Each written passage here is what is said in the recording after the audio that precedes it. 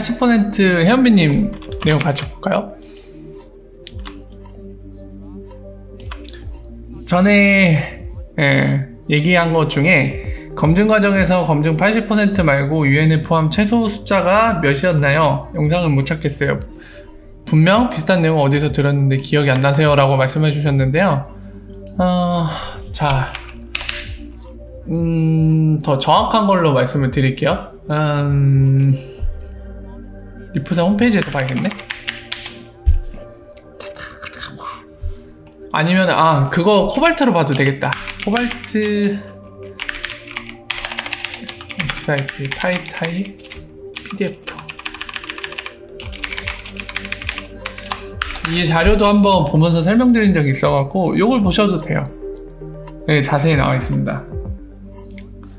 자, 18년 2월쯤인 것 같은데 그때 이제 에반 맥브로라는 리프사 직원, 사이언티스트죠. 이 사람이 이제 새롭게 컨센서스를 개선하기 제안한 건데 네이밍이 바로 코발트였던 거죠. 자, 지금 코발트에 관련된 논문입니다. 논문이 여기 써있죠. 2단 맥브로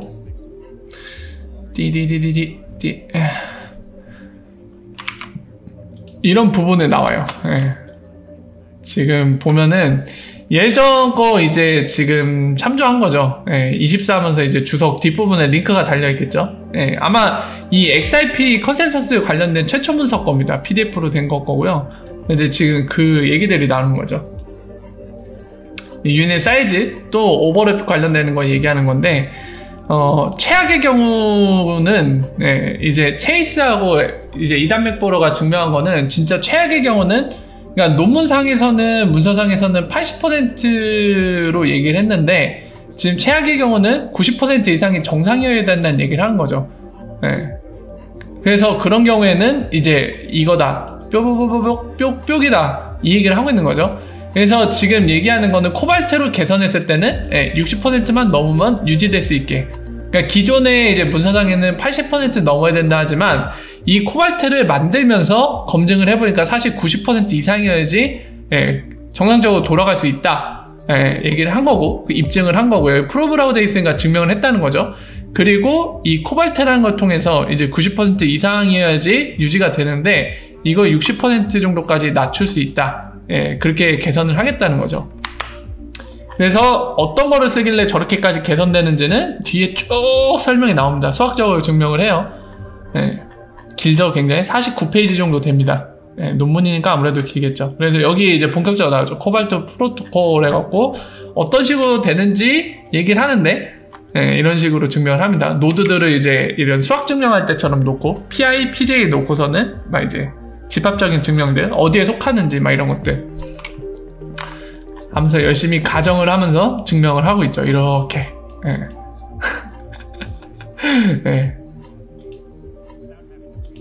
이거를 보시면 됩니다. 그러니까 지금은 사실 막 비정상적인 밸리데이터가 들어오면은 굉장히 타격을 받을 수가 있어요. 그러니까 최악의 경우는 정상적인 밸리데이터도 90% 이상이 유지가 돼야 됩니다. 그게 유지가 안 되면은 약간 뭐라 해야 될까요? 컨센서스 관련된 거, 밸리데이트 관련된 게 약간 느려지거나 중지될 수도 있겠죠.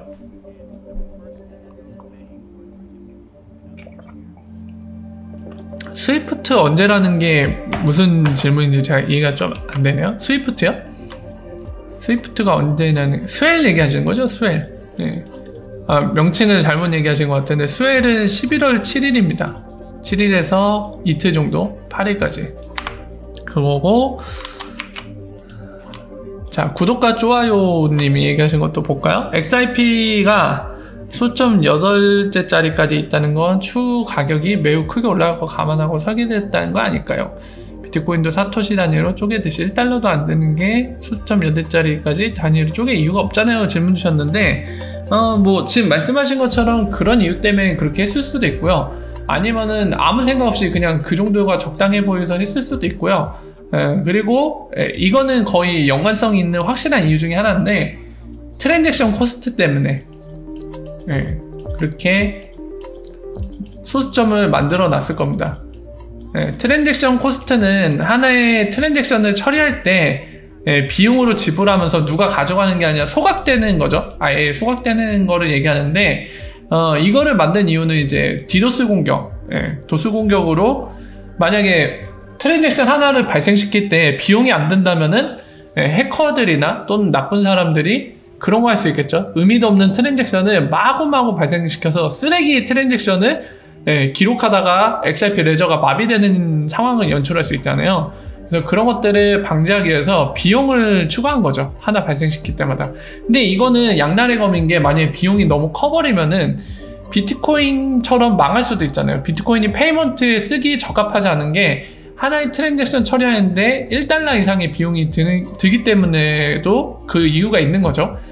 거기에 반해 XRP가 장점으로 내세우는 거는, 트랜잭션 하나 처리할 때 1페니도 비용이 안 든다, 이런 걸 장점으로 내세우고 있잖아요. 그러니까 그 적절점을 조절하는 게 중요한데, 이런 이유 때문에 소수점을 만들었을 걸로 보입니다. 이 이유도 하나의 이유겠죠. 그래서 최소한의 비용을 발생시키면서도 이제 디도스 공격 같은 거 못하게 막으려면 뭐 적당히 그 드랍이란 단위 100만 분의 1 그 단위를 만들어서 설정하면 되겠다 해서 아마 그런 것들도 반영했기 때문에 그렇게 소수점 8자리까지 만들어졌겠죠. 참고로 이런 규칙들은 나중에 바꿀 수가 있습니다. 밸리데이터들이 동의를 하면은 어멘먼트로 수정이 가능해요. 근데 현재는 여기에 대해 수정하자는 논의가 나온 적도 없고, 수정을 시도한 적도 단 한 번도 없었습니다. 그래서 나중에 하려면 할 수도 있겠죠. 그러니까 예를 들면은 나중에 XRP가 개당 100만 원이 됐다고 가정해볼까요? 그럼 지금 규칙 단위로 보면은 적어도 하나의 트랜잭션 처리할 때 10원씩 내야 돼요. 10원씩 무조건 지불해야 됩니다. 최소 10드랍 이상이기 때문에. 근데 오늘날과 비교하면은 트랜잭션 하나 처리할 때 10원씩 내면은, 야, 이거 예전에 비해, 그러니까 10원 자체도 비싼 건 아닌데 옛날에 비해 너무 비싸지 않냐? 우리 더 줄이자. 옛날처럼 다시 한 0.001원 정도 나오게 만들어 버리자. 해서 소수점 단위를 더 늘려야겠다. 이제 피코 단위까지 들어가자, 우리. 이 메가 단위로는 안 된다. 오늘날의 100만 분의 1 단위로는 안 되겠다. 해갖고 한 공 12개짜리 공 12개 분의 1 이 정도까지는 만들어야 되겠다 해서 그때 규칙을 수정할 수도 있습니다. 그래서 이런 식으로 나중에 바뀔 수도 있다는 거 충분히 가능성이 있을 것 같아요. 제가 볼 땐 나중에 계단 가격이 오르면은 더 내리자고 할 것 같아요. 트랜지션 코스트. 그래서 이런 점들을 참고하시면 될 것 같습니다. 자, 그리고 오늘 데이비드 슈왈츠, 샤이님 질문인데, 데이비드 슈왈츠, 아까 그거죠. 스테이블 코인을 XRP 백해갖고 하는 건데, 간단히 설명드리면은 내용은 그거예요. 그러니까 XRP를 백엔드로 놓고서는 이 보증, 리저브 커런시로 잡아놓고 스테이블 코인을 발행하자. 이건데요. 이걸 했을 때 장점에 대한 여러 가지 얘기를 합니다. 그러니까 예를 들면은 기존에는 뭐 달러나 이런 법정화폐들을 해놨는데, 그런 식으로 하는 거에 XRP의 장점은, 이건 장점이라고 얘기할 수 있나? 저는 아직까지 그게 납득은 안 돼요. 그러니까 좀 더 제가 몰라서 그럴 수도 있는데, 보고 이 사람, 데이비드 슈왈츠가 이렇다를 그대로 여러분들한테 전달을 할 수 있는데, 아직 왜 그게 이제 장점이라고 얘기할 수 있는지는 아직 저도 이해를 못했어요. 좀 더 저도 봐야 될 것 같은데, 일단은 데이비드 슈왈츠의 설명은 그렇습니다.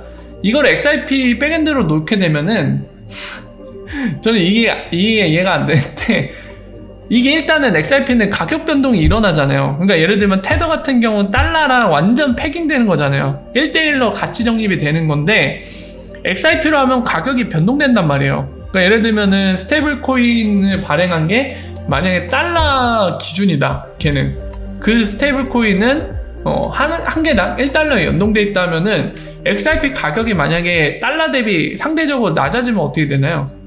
지금 보증 가치가 떨어지는 거잖아요. 그죠? 처음에는 XRP 한 100개 잡아놓고 XRP 개당 100달러면은 총 10,000달러를 보증할 수 있는 가치잖아요. XRP 100개가. 그러면 10,000달러 발행했단 말이에요. 근데 XRP가 갑자기 90달러로 떨어졌어요. 그러면은 모든 가치를 보증을 못 하잖아요. 이런 문제가 발생할 수 있는데, 여기에 대해서 이제 데이비드 슈왈츠가 하는 얘기는 뭐냐면 마진콜을 쓰자는 겁니다. 선물같이 이 해지를 하자는 거예요. 해지. 해지를 하되 그 퍼센테이지까지 구체적으로 얘기하더라고요. 100% 미만으로 내려가서는 안 된다. 그러니까 사실 이 얘기는 뭐냐면 100개를 사갖고 그렇게 해놓을 거면은 선물에 가서 그걸 하라는 얘기예요. 100개를 팔라는 얘기입니다. 선물 가서는. 그러니까 이 홀딩 코스트 0으로 수렴하게 만들어갖고 그거를 이제 보존을 시키자는 얘기인데, 만약에 롱으로 갔을 때 만약에 가격이 오른다는 거죠. 그때 처음에 발행할 때보다. 그런 경우에는 이제 150%만 마진콜을 잡아놓는 걸로 해갖고 보증을 하자는데, 글쎄요. 이게 제가 금융 쪽에 이런 해지 리스크 매니지먼트 전문가는 아니거든요. 제가 몰라서 그런 것 같은데 아직 저는 이해가 되질 않습니다. 어떻게 이게 장점으로 얘기될 수 있는지는 저도 아직 이해를 못했어요. 일단은 그걸 장점으로 하나로 내세웠고요. 또 하나의 장점은 그겁니다. 데이비드 슈왈츠가 얘기하는 거는 전에 제가 설명한 거, 이거는 저는 충분히 납득이 돼요. XRP 레저상에서 하는 거기 때문에 이거를 XRP 게이트웨이, 그러니까 리플 게이트웨이들이 그 유동성이 존재를 하잖아요. 분산거래소이기 때문에 거기에 페어링되어 있는 각종 자산들이 많이 있거든요. 법정화폐, 이제 IOU 형태로 돼 있는 거지만 법정화폐나 다른 암호화폐들이 돼 있는데 그런 것들을 즉각적으로 교환이 가능하다는 거죠. 돌려줬을 때 고객 입장에서도 XRP로 돌려받으면서 본인이 원하는 자산이 있으면 그거를 잽싸게 교환을 해서 받을 수 있다는 거죠. 그러니까 이 리퀴디티를 활용할 수 있다는 겁니다. 기존에 있는 테더나 이런 거는 리퀴디티가 없잖아요. 페어링이 그냥 그 발행한 재단이 직접 교환을 해줘야 되는데 이거는 그런 리스크가 없다는 거죠. 즉각적으로 그냥 스왑을 해갖고 바꿔낼 수 있다는 겁니다. 그걸 장점으로 얘기했죠. 근데 저는 아직도 그 해지 매니지먼트 하려는 거, 아까 마진콜 관련해서 100%에서 150% 이 사이로 설정해놓은 것도 왜 그렇게 설정해놨는지가 좀 아직은 이해가 안 되고 어쨌든 그렇게 했고, 그리고 텍스 관련된 걸 얘기를 합니다. 0.2%가 적정한 퍼센테이지로 보고 그렇게 매기자고 하는데 약간 피 개념으로 얘기를 하는 것 같아요. 그러니까 그 스테이블 코인을 이제 발행함으로써 이 텍스 부분을 그렇게 운영할 수 있다는 걸 얘기하는데 이것도 약간 전문적인 금융 지식이 더 필요한 것 같습니다. 저는 이게 장점으로 인식이 안 되는데 데이비드 슈왈츠는 이 모든 거 방금 설명드린 걸 장점으로 얘기를 하더라고요. 그래서 좀 더 뒷부분에 대해서, 그러니까 약간 리퀴디티 관련된 건 이미 제가 이해한 분야고 이건 됐는데 방금 얘기한 거 약간 운영상에 있어서 관리 측면에 있어서 이런 식으로 운영하는 게 장점이라고 하는데 그 부분은 저도 이해가 필요합니다. 일단은 데이비드 슈왈츠가 얘기한 거 그대로 말씀드리면 그거고요. 뒤에 두 개는 저도 좀 이해를 해보려고 나중에 좀 더 다른 것들을 더 봐야 될 것 같아요. 해지 관련할 때 관리할 때 어떤 식으로 관리하고 어떤 장단점이 있는지 이걸 좀 파야 될 것 같아요. 저도 그냥 당연하다는 듯이 뭔가 기반 지식이 있는 사람들한테 얘기하는 것처럼 그냥 이게 장점이라고 그냥 탁 얘기를 했거든요. 풀어서 설명하는 게 아니라. 근데 저도 그 부분은 좀 납득이 안 되더라고요. 봐야 될 것 같아요.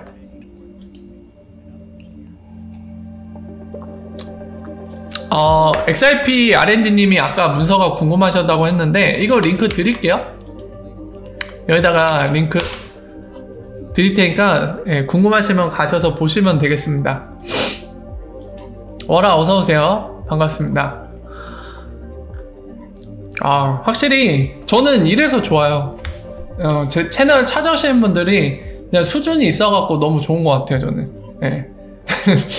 맨날 와갖고 막 피닉스 얘기하고 그러면은 사실 얘기할 필요가 없거든요. 그냥 뭐 피닉스 타령할 거면은 어차피 뭐 그런 비밀 결사 조직이 리프사 밀어주니까 성공한다 이런 얘기할 거면 사실 시간 낭비잖아요. 어차피 성공할 거 그냥 딴 거 하고 있으면 되지. 그거 뭐하러 얘기하고 있어요. 맨날 똑같은 얘기를. 미국이 밀어준다 무슨 의미가 있어요. 그냥 그게 확실하면은 그냥 개인 할 일 하면 되죠. 그냥 신경 하나도 안 쓰고. 근데 저는 그렇다고 생각 안 합니다. 설사 밀어줄지라도 예전에도 얘기했지만 누가 밀어준다고 해서 무조건 성공하는 게 어디 있어요. 그거랑 상관없이 얘네가 정말 어느 정도는 쓸모가 있어야지 성공할 수 있겠죠. 그렇기 때문에 리프사가 잘하는지 잘 못하고 있는지를 우리가 살펴봐야 되고 그것과 관련해서 이제 여러 가지 것들을 알아야 되는데 여기 찾아오시는 분들이 뭐 보면은 지금 아까 뭐 효용함수 얘기도 하시는 거 보니까 그런 쪽을 잘 아시는 것 같거든요. 수학이나 이런 쪽을. 이런 분들이 오셔갖고 제가 모르는 부분을 오히려 듣기도 하면서 저도 알게 되고 그리고 이제 여러분들 제가 잘 알지만 여러분들 모르는 거 제가 설명하면서 공유하면서 서로 정보가 공유되고 예, 좀 발전적인 얘기들이 나오는 건 정말 저는 좋은 것 같아요. 그래서 너무 좋습니다. 폰지빔? 바이낸스 XRP 오르는 중이라고요? 저는 가격을 안 보고 있어갖고 모르겠네요. 오르고 있나요? 많이 올라라.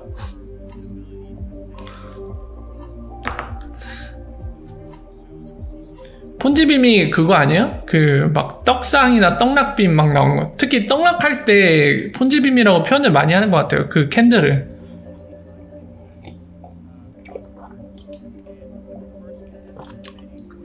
아 배불러.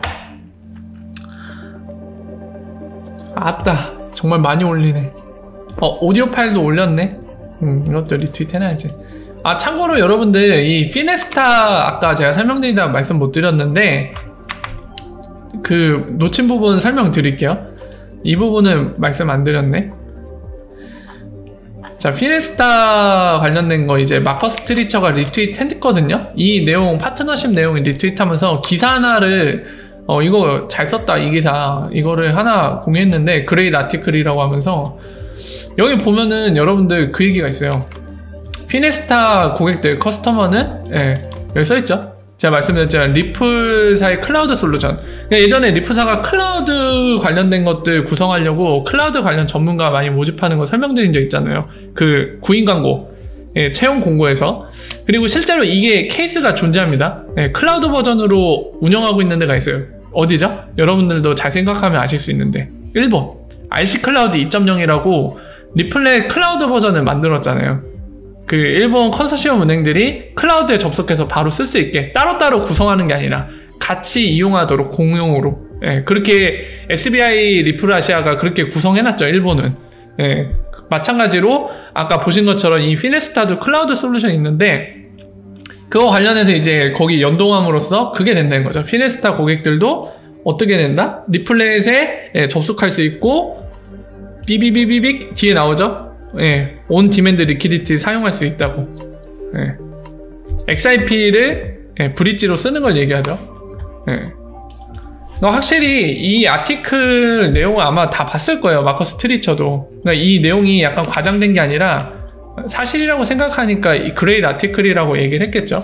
예, 확실히 요즘 리플렛 브랜드에 대해서도 예, 통합이 된 게 맞는 것 같습니다. 지금도 그런 정황이 드러나는 거죠. 예, 리플렛 접속만 하면은 5대에 쓸 수 있다. 약간 이런 식으로. 예. 그것과 관련된 인터뷰 내용들도 상당히 많았죠. 요즘. 그 에미 요시카도 얘기했죠. 그 리플렛 관련된 브랜드 통합 설명을 한 적 있잖아요. 트위터 통해서. 저도 설명을 드렸고요. 그거 보면서. 거기서 얘기한 게 리플렛이 이제는 그게 됐다는 거죠. 하나로 이제 추상화된 개념으로 통합이 됐기 때문에 그 나라의 뭐 레귤레이션이나 예, 법 문제, 컴플라이언스 문제만 예, 뭐 본인들이 알아서 해결하면은 리플렛을 쓰고 있는 고객들은 바로 사용이 가능하다. ODL이. 예, 그 얘기를 했었죠. 이게 마찬가지 맥락이죠, 지금.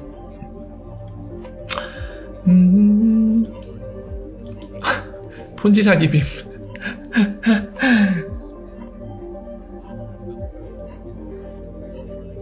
자, 하하. 폰지 스키마. 아니 폰지라는 게 원래 우리나라에서 만든다는 거예요? 외국에서 만든다는 거예요?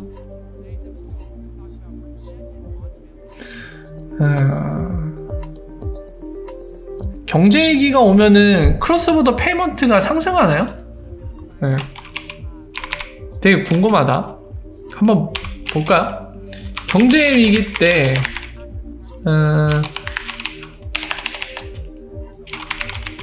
파이낸셜 크라이시스 하고 그다음에 크로스보더 페이먼트. 이게 경제위기가 왔을 때 늘어나는지 주는지 되게 궁금하네요. 링키지 이거 아니고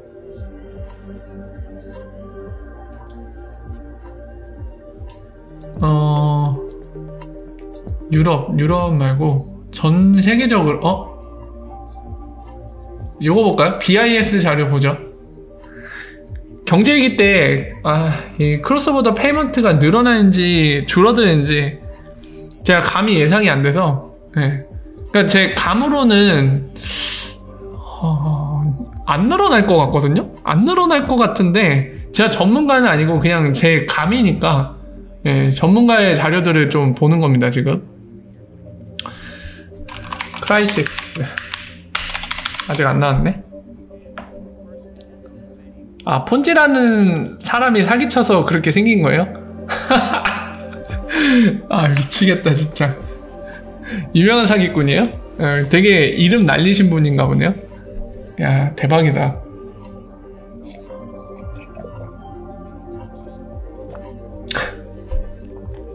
아니, 저렇게 본인의 이름을 역사 속에 남기는 사람도 있네요.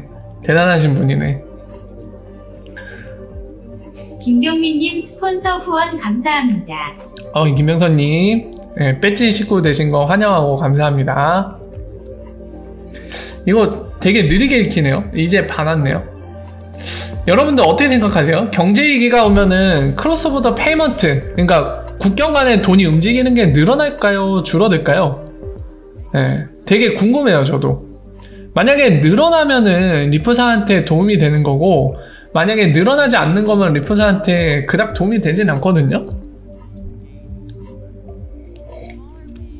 아니면 그걸로 봐도 되겠다. 2008년에 이제 모기지론 때문에 미국발 경제위기가 전 세계로 영향을 미쳤잖아요. 그러니까 2008년, 9년, 10년 이때쯤 크로스보더 페이먼트의 추세를 보면 될 것 같은데, 근데 솔직히 이 시장 전체가 성장하는 추세라서 늘긴 늘었을 것 같아요. 전체 볼륨이 줄진 않았을 것 같거든요. 네, 제 생각엔 그렇습니다. 다만 만약에 경제위기가 크로스보더 페이먼트를 좀 약간 저해하는 요소로 작용된다 하면은 그 상승 추세가 약간 꺾이지 않았을까 생각이 되거든요. 이 성장으로 보면 되겠죠? 크로스. 이거 아직도 루딩 중이고. 자, 연도별로 나온 거를 좀 봤으면 좋겠는데, 이 연도별로 나온 건가? 2008년까지 나와야 되는데? 맥킨지 자료네요? 2008년. 네, 여러분 보이시죠? 이거 보면은 경제위기가 크로스보더 페이먼트에 도움이 되지 않아요. 도움이 안 됩니다. 확실합니다. 왜냐면은 여기에서 드러나요. 보세요. 지금 2년 단위로 끊었거든요. 크로스보더 페이먼트, 이 글로벌 페이먼트 이 수익을. 이거는 전체 볼륨이 아니고 리베뉴예요. 수익이에요. 수익 규모인데 여러분들 보세요. 2006년에서 8년엔 증가했죠. 그리고 나머지도 다 증가합니다. 계속 증가해요. 2년 지나면 증가인데 유일하게 감소가 있어요. 이때 2008년에서 2010년 사이 이 미국발 모기지론 경제위기, 글로벌 경제위기 있을 때거든요. 유일하게 준 구간이 있는데 경제위기 때요. 딱 들어맞아요. 지금 나머지는 다 상승 추세예요. 전부 다 보이시죠? 상승인데 유독 글로벌 경제위기 때만 글로벌 페이먼트 수익이 줄었어요. 경제위기가 오면은 크로스보더 페이먼트 시장이 위축이 되는 것 같습니다. 이걸 볼 때는. 그러니까 경제위기가 오면은 도움이 안 되죠. 전체 규모, 시장 규모가 축소되니까요. 성장해야 되는데. 근데 반대로 그 생각도 해볼 수 있어요. 그러니까 전체 시장 규모는 줄어드는 거는 분명히 도움이 안 될 수도 있는데, 어떻게 보면 이렇게 생각해 볼 수도 있을 것 같아요. 어떻게 생각해 볼 수 있냐면, 이만큼 이제 뭐라 해야 될까, 전체적인 시장 규모가 축소된다는 거는 지금 보신 것처럼 리베뉴, 그러니까 수익도 줄어든다는 얘기거든요. 은행이나 페이먼트 프로바이더들이. 그러면 이들이 수익이 주는 거를 최소화하려면 뭘 써야 될까요? 그러니까 가장 효율적인 걸 선택을 해야 되잖아요. 그러니까 내가 하나하나 처리할 때 수익이 많이 남는 거는 뭐죠? 뭐 하나 처리할 때 우리가 그걸 처리하는 비용을 가장 축소화시키면은 수익이 그만큼 많이 남는 거잖아요. 당연히 전체적인 시장 규모가 파이가 줄어들 때도 그런 식으로 위기를 극복해야겠죠. 각 기관들도, 금융기관들. 그런 측면에서는 리프사가 상당히 장점을 가질 수는 있을 것 같아요. 아무래도 이제 저비용으로 빠르게 퍼포먼스 좋게 처리할 수 있는 솔루션이다 보니까 아마 경쟁력은 더 부각될 수도 있겠죠. 그 상황에서. 그러니까 단적으로 그냥 전체 규모가 작아졌다고 해서 무조건 악재라고 보기도 힘들 것 같네요. 그 시장의 상황에 맞춰서 봐야 될 것 같아요. 리프사가 만약에 이게 그런 상황이 펼쳐졌을 때 고객들이 지금 상황에 유일한 대안은 리프사 솔루션밖에 없어, 이런 흐름으로 가면 오히려 호재가 될 수도 있을 테고요. 근데 그게 아니라 뭐 이거는 이 경제위기는 그냥 시장 규모가 뭐 작아진 것뿐만이 아니라 지금 상황은 이 시장 자체가 노답이다. 또는 리프사의 솔루션만큼 동등한 퍼포먼스를 내는 게 이미 있다. 이러면은 그냥 악재겠죠, 순전히. 그래서 좀 지켜봐야 될 것 같네요. 되게 단순하게 생각하기 힘든 상황입니다. 항상 말씀드렸지만 모든 게 다 입체적이에요. 그냥 2차원 평행에서 이게 하얀 거 아니면 검은 거야 이렇게 얘기하기가 어렵습니다. 대부분의 소식들이 다 복합적인 이해관계를 되게 맞물려 갖고 있기 때문에 여러 가지를 다 따져서 봐야 돼요. 참 아쉽죠? 너무 입체적인 것들이 많아갖고 알기 쉬운 게 참 없는 것 같아요. 최근에 저도 차 사려고 알아보는데, 제가 차를 처음 사보는 거거든요. 중고차 쓰고 있다가 이 두 번째 차예요. 저한테는 차인데, 와, 이 핸드폰 시장도 호갱 안 되려면 막 잘 알아보고 사야 되잖아요. 자동차도 마찬가지더라고요. 진짜 복잡하더라고요. 시간 좀 많이 허비했어요, 진짜 알아볼 때.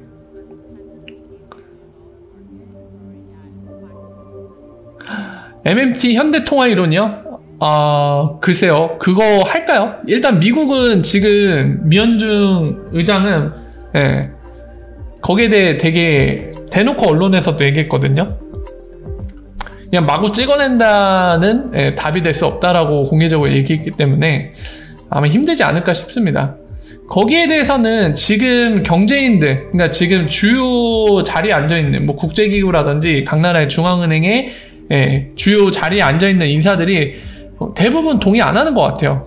그 이론에 대해서는 마구 찍어낸다고 답이 될 수가 없다 이렇게 생각하는 것 같습니다. 뭐 일부 시각에서는 그게 지금 상황의 대안이라고 얘기하는데 그거는 누가 절대적으로 맞다라고 얘기하기 힘들죠. 항상 그래왔듯이 뭐 경제 관련해서 노벨상을 받는다고 그 사람이 말하는 게 다 정답이 아니듯이 쉽지가 않죠, 경제 관련된 거는. 근데 분명한 거는 이게 맞다 틀리다라고 단적으로 얘기할 수는 없지만, 중요한 거는 방금 말씀드린 것처럼 현재 요직에 앉아있는 사람들이 다 그 이론에 대부분이 동의하지 않는다는 거. 그게 중요하겠죠. 그래서 그 흐름으로 이어지진 않을 것 같아요. 마이너스 금리 얘기하고 있잖아요. 그거 일본이 실제로 한 적이 있는데 마이너스 금리라 되게 재밌죠? 돈을 맡기면은 오히려 손해가 나는 마이너스 금리, 돈을 뺏기는, 그러니까 돈을 강제로 쓰라고 만드는 건데, 참 경제는 정말 어려운 것 같아요.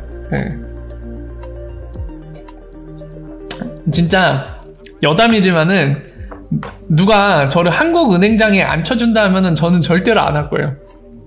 하기 싫을 것 같아요. 너무 어깨가 무거울 것 같아요. 왜냐면 내가 잘못 결정 내리면 우리나라가 망할 수도 있잖아요, 경제가. 물론 반대로 제가 결정을 잘 내리면은 경제가 부흥할 수도 있겠지만 짐이 너무 무거울 것 같아요. 하나하나 결정 낼 때마다 그게 잘못되면 바로 나라 전체가 휘청거릴 수도 있기 때문에 와, 어깨에 이 무게감이 장난 아닐 것 같아요. 뭔가 항상 매달려갖고 질질 뭔가 막 한 20km 중량 정도 되는 타이어를 끌고 다니는 느낌? 되게 책임감이나 무게감 이런 게 상상이 안 돼요. 전 못할 것 같아요, 그거. 저는 맘 편하게 서생으로 사는 게 낫지. 상상만 해도 무겁습니다. 굉장히 어려운 것 같아요. 유엔이 자금이 없어서 직원 월급도 못 챙겨준대요? 세상에. 아니, 유엔 자본, 그러고 보니까 유엔 자금은 어디서 오는 거죠? 각 나라에서 분담해서 내는 건가? 월급도 안 줘요? 이거 심각한데? 야, 유엔 직원들은 무슨 죄야? 거기 가서 봉사활동 하는 건가? 야, 되게 신기한 소식들이 많네요.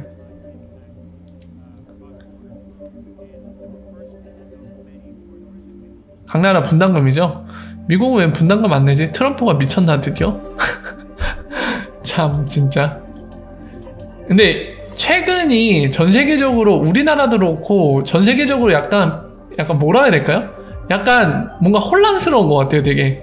특히나 이제 미국 대통령이라는 사람이 약간 연예인이야. 약간 이 사람 연예인병 있어요. SNS도 너무 많이 하고. 저는 개인적으로, 워라 어서오세요. 아니, 저는 개인적으로, 그러니까 뭐, 나라의 주요 요직에서 일하는 사람이면 SNS를 안 하는 게 더 좋다고 생각이 되거든요. 그러니까 SNS 하면 장점도 있겠죠. 뭐 이제 사람들이랑 소통할 수 있으니까. 근데 솔직히 트럼프 하는 것만 봐도 SNS로 소통이 되나요? 그냥 일방적으로 통보하는 것만 되잖아요. 대화를 하는 게 아니잖아요, 국민들이랑.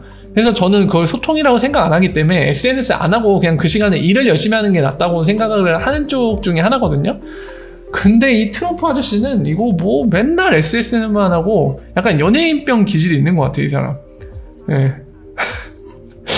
뭔가 약간 짤도 너무 많이 만들어내고 약간 명언 제조하려고 노력을 하는 것 같고 약간 연예인을 하면 더 잘했을 것 같은 사람? 네, 대통령보다? 약간 개그맨. 그러니까 외형은 약간 뭔가 잘생긴 배우 이런 거는 힘드니까 약간 개그맨 쪽 하면 잘하지 않았을까? 예능 쪽. 아, 참. 아니, 쌈장이나. 아, 네, 워라 어서오세요. 반갑습니다. 야, 쌈장을 알다니. 역시 나랑 동년배시군, 호야님도. 자, 어쨌든 이렇게 잠깐 얘기한 것 같은데 시간이 또 벌써 마무리 질 시간이 됐네요. 10시 반이 됐는데 슬슬 마무리 지어야겠네요. TV 방송도 했어요? 야, 정말 트럼프 연예인병 장난 아니다. 일이나 하지 좀.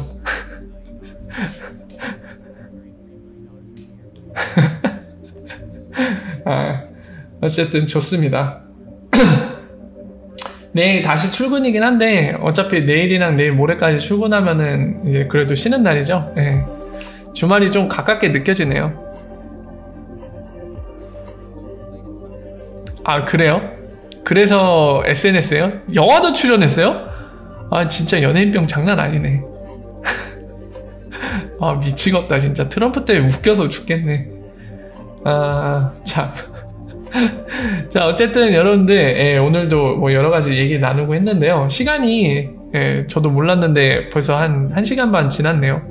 슬슬 마무리 지어야 될 것 같은데 약간 개인적으로는 좀 기대감이 생길 수밖에 없는 것 같아요. 리프사가 약간 승부라고 생각하고 요즘에 뭔가 액티브하게 뭔가 소식들, 활동들을 쏟아내고 있는 걸로 보아서 스웰 때도 약간 그런 기조로 이어서 뭔가 새로운 것들, 소식들을 전하려고 할 것 같은데 과연 어떤 소식들이 계속 이어질지 되게 궁금합니다. 그리고 지금 4분기에 접어들었거든요. 이 브라질 친구 이거 잠깐 보고 가실까요?